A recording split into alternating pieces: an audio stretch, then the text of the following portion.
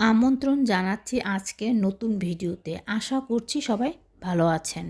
আজকে আপনাদের আমি তৈরি করে দেখাবো টোনা ফিশের কাবাব। টোনা ফিশ দিয়ে এই কাবাবটা অনেক মজার হয়। যারা তৈরি করে খেয়েছেন তারা তো অবশ্যই জানবেন, আর যারা তৈরি করে খাননি তার অবশ্যই আমার রেসিপিটি ফলো করে তৈরি করে খাবেন।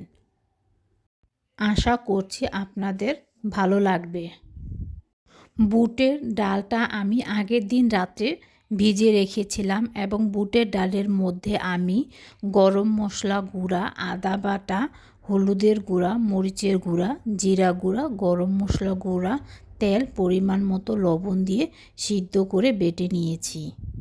ডালের মধ্যে আমি টোনা ফিশটাকে প্রথমে তেল ঝরিয়ে তারপরে গুঁড়ো করে নিয়েছি এবং পেঁয়াজ বেরেস্তা করে দিয়েছি আর একটা ডিম দিয়েছি।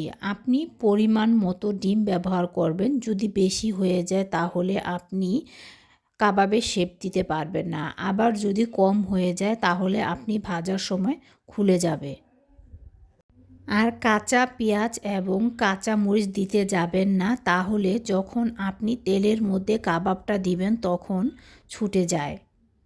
লেবুর রস দিবেন। আমার লেবু ছিল না তাই আমি রসটা ব্যবহার করিনি। এখন আমি কাবাবের শেপ দিয়ে নিয়েছি। এরপরে আপনি যদি চান এই পর্যায়ে এসে আপনি ডিপ করে রাখতে পারবেন মিনিমাম 1 মাস। কোনো ধরনের সমস্যা ছাড়াই আপনি সুন্দর করে ভেজে নিতে পারবেন। আপনি একটু ডুবো তেলে এবং তেল গরম হওয়ার পরে কাবাবটা দিবেন। যদি তেল গরম না হলে কাবাবটা দেন তাহলে কাবাব ছুটে যায়। তাই